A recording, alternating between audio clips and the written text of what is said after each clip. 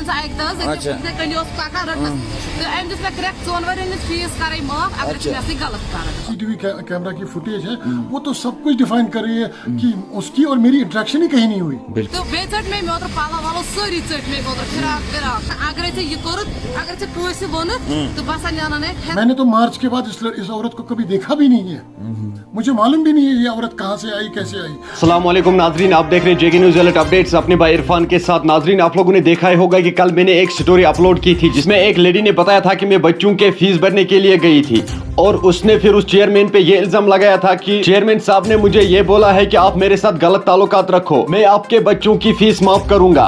लेकिन वो सरासर गलत है, वो सरासर गलत इल्जाम लगाया है उस लेडी ने उस पर। नाजरीन, मेरा ये वीडियो बनाना बहुत जरूरी था क्योंकि ये इज्जतदार आदमी की इज्जत का सवाल था। उस लेडी ने इस पर झूठा इल्जाम लगाकर इसको फंसाने की कोशिश की, लेकिन सारी सच्चाई सामने आई है। आप लोग सीसीटीवी फुटेज में देख भी सकते हो उस दिन क्या कुछ हुआ था। चेयरमैन साहब खुद भी इस वीडियो में बोल रहे हैं ये सरासर गलत इल्जाम लगाया है मुझ पर। अगर ऐसा कुछ हुआ होता तो इसके पास कोई सबूत भी होना चाहिए। बिना सबूत के इस लेडी ने इनकी इज्जत पर चढ़ उछालने की कोशिश की है। इस लेडी का यह कहना है कि इसने मेरे कपड़े फाड़े। चेयरमैन सोहेल साहब का यह कहना है कि आज तक ये कहां थी, उस वक्त इसने ये क्यों नहीं किया। नाज़रीन, ये भी सोचने वाली बात है, इसके साथ ऐसा कुछ हुआ तो ये उस वक्त पुलिस के पास क्यों नहीं गई, तो ये उस वक्त मीडिया के सामने क्यों नहीं आई, आज ये क्यों सोशल मीडिया के सामने आई है, एक इज्जतदार इंसान को ऐसे बदनाम कर रही है। बाकी क्या कुछ कहना है इसके हवाले से वो हम चेयरमैन साहब से जानने की कोशिश करेंगे। चलो नाज़रीन, सबसे पहले हम इस वीडियो क्लिप को देखेंगे, उसके बाद हम बात करते हैं। के बारे में बात करूंगा जी। अगर ये 4 साल से मोलेस्ट हो रही थी, 4 साल से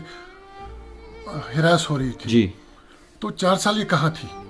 4 साल के बाद इसको आज याद कैसे आ गया जब इसके हस्बैंड ने जॉब छोड़ा। जॉब किस बिना पे छोड़ा गया वो मैं पहले ही बोल चुका हूँ कि ये नकली डॉक्यूमेंट्स की वजह से की बिना पे। किसके नकली डॉक्यूमेंट्स? सर, इसके हस्बैंड जो फीमेल आई है, इसका हस्बैंड जो अपने आप को बिलाल कहता था, जबकि उसका असली नाम मुमताज अहमद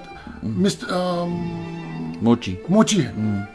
जी, आप हमें बताइए कि आपके पास कितने टाइम से काम करता था? सर, ये मेरे साथ काम नहीं कर रहे थे, मेरे वालिद साहब के साथ काम कर रहे थे, पिछले 13 सालों से काम कर रहे थे जी। तो मेरे घर आना जाना था इसका जी। जो हमसे बन करता था वो हम अदर दिन सैलरी करते थे इसको। तो आपने तब तक क्यों नहीं इसके डॉक्यूमेंट्स चेक किए? डॉक्यूमेंट्स इसने दिए थे मगर वो सारे फ्रॉड दिए थे, उसके फोटोस्टेट दिए थे। जब हमने ओरिजिनल डॉक्यूमेंट मांगे जी तो केस वहीं से स्टार्ट हुआ, इसके दिमाग में खुराफात आ गई जी, और उसके बाद ये हमारे राइवल्स के पास चला गया, उन लोगों ने इसको यूज कर दिया। अच्छा, उन लोग तो जो आप पे ये इल्ज़ामात लगा रहे हैं तो क्या ये सारे बेबुनियाद और बेसलेस है? और जो बोल रही है उसकी वाइफ के कपड़े भी मेरे फाड़े गए। सर, वो मुझे लगता है वीडियो क्लिप आपने देखी है वो तो सब कुछ डिफाइन कर रहा है। जो सीसीटीवी कैमरा सीसीटीवी कैमरा की फुटेज है वो तो सब कुछ डिफाइन कर रही है कि उसकी और मेरी इंटरेक्शन ही कहीं नहीं हुई। बिल्कुल। तो मैंने तो मार्च के बाद इस औरत को कभी देखा भी नहीं है, मुझे मालूम भी नहीं है ये औरत कहाँ से आई कैसे आई।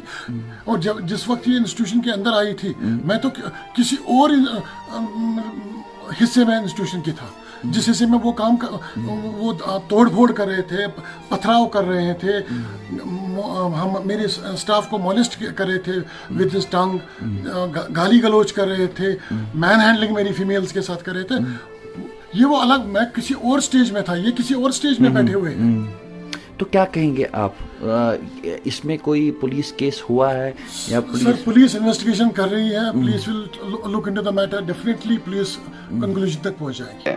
नाजरीन, आपने इस वीडियो को देखा है, आपकी क्या राय है इस वीडियो के बारे में कमेंट सेक्शन में मुझे जरूर जवाब दीजिएगा। मेहरबानी करके इस वीडियो को ज्यादा से ज्यादा शेयर करना, यह वीडियो हर एक तक जरूर जाना चाहिए। नाजरीन, सीसीटीवी फुटेज से यह जाहिर होता है कि यह चेयरमैन साहब पर हमला करने गई थी, क्योंकि आप लोगों ने सीसीटीवी फुटेज में देखा ही होगा कि किस तरह से उस पर हमला करने के लिए गई थी। वहां पे हाथापाई भी हुई है, स्कूल में तोड़ फोड़ भी इन लोगों ने की है, उल्टा आकर चेयरमैन साहब पर गलत इल्जाम लगा दिया। नाजरीन, जिस वक्त हाथापाई हुई स्कूल में उस वक्त चेयरमैन साहब स्कूल पे मौजूद ही नहीं थे। आप लोगों ने सीसीटीवी फुटेज में देखा ही होगा, जब चेयरमैन साहब अपने घर के लिए निकल रहे होते तब इस लेडी ने अपने बच्चे को उनके गाड़ी के सामने जानबूझकर रखा।